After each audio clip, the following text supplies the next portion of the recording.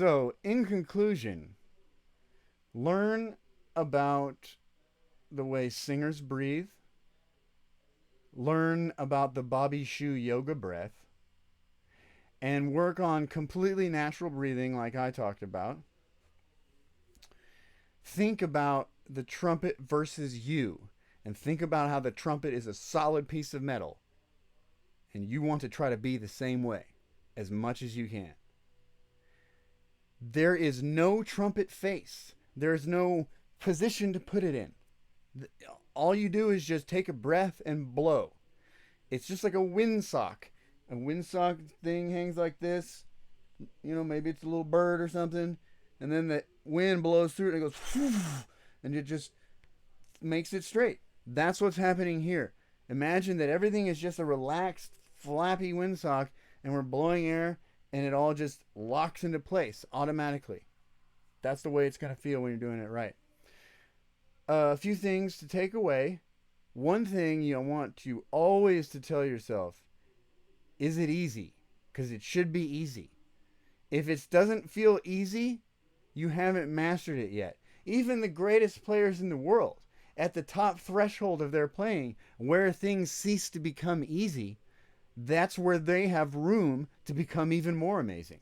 So, within the realm of what will end up being your playing, it should be easy. Everything you should do should feel easy. It shouldn't feel like you're just dragging weight across the ground. I'm not the most amazing trumpet player in the world, but I've gone through some ups and downs for sure. And for me, it was amazing when I started to be able to do lip trills and bend pitches more. And it kind of just felt like trumpet playing was more like playing a kazoo. Or more accurately, trumpet playing is like whistling. If you want to think of anything that you guys may have done already or that you can practice already on your own that is very similar to trumpet playing, it is whistling.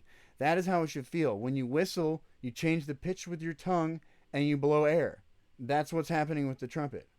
Now, with that being said, I'm going to give you the most important phrase that you will ever tell yourself playing the trumpet. And that is, everything happens behind the teeth. The only thing that didn't happen behind the teeth today was when you kept your cheeks from puffing out. But the thing is that that was not an action, really. All you did was hold. So this doesn't do anything. It's like solid steel. It doesn't move. So the only real muscular action that's going on is just holding, like a tent holding itself to the ground, you know? So everything happens behind the teeth. Never forget that. That theme will continuously come up in every area of playing, ever.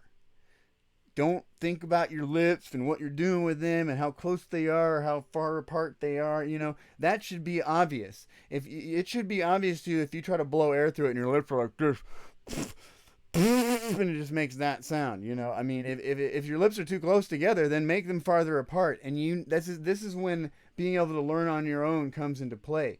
You need to be able to know what's going on in your head. You need to start right now from day one figuring this stuff out in a way that you feel in your terms. So we're basically ready to play. All you got to remember is don't get carried away. Don't let your mind wander from these things we've talked about when you start to experiment, when you start to have fun. The whole goal of this is to make all this stuff I'm talking about here completely involuntary, ingrained in your mind and your muscles, completely memorized, involuntary, some of these aspects of trumpet playing. And that is what we're going to work towards, so that the only thing your mind has to occupy itself with is music, is how is the music made, not the technical difficulties of playing trumpet. Thank you very much. This has been trumpet lesson number 2.